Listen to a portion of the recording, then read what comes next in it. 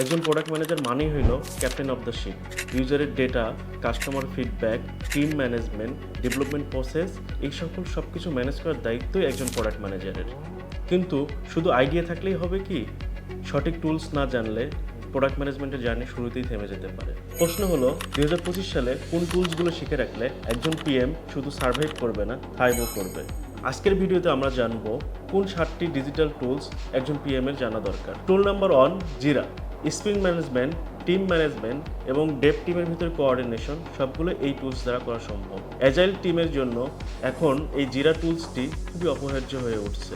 টুল number 2, Figma. Figma শুধু ডিজাইনারদের বন্ধু না, পিএমদের জন্য একটি এসেনশিয়াল টুল। ফিগমা দিয়ে প্রোটোটাইপ করা কিংবা ইউজার ফ্লো করা, ইউজার জার্নিকে ভ্যালিডেট করার জন্য ফিগমা টুলসটা প্রোডাক্ট ম্যানেজারদের জন্য খুবই একটা গুরুত্বপূর্ণ টুল হিসেবে কাজ করে।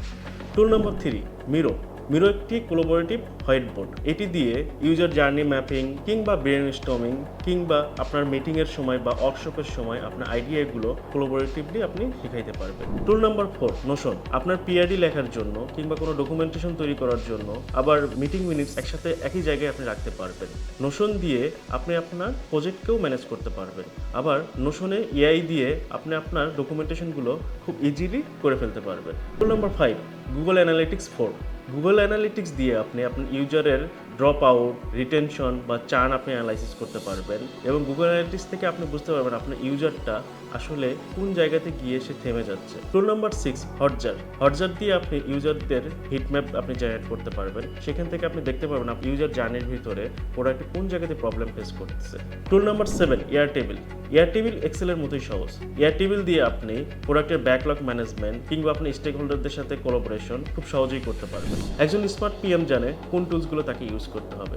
এই 7টি টুলস ইউজ করলে আপনার প্রোডাক্ট এবং আপনার কেরিয়ার দুটি এগিয়ে যাবে। এর সাথে আপনি এআই টুলসগুলো ইউজ করে আপনার কাজের এফিসিয়েন্সি বাড়িয়ে ফেলতে পারবেন। আজ থেকে শুরু করুন টুলসগুলো এক এক করে এক্সপ্লোর করা। ভিডিওটি আপনাদের ভালো লাগলে লাইক দিন, সাবস্ক্রাইব করুন এবং কমেন্টে লিখুন কোন টুলসটি আপনি ইউজ করতে চান।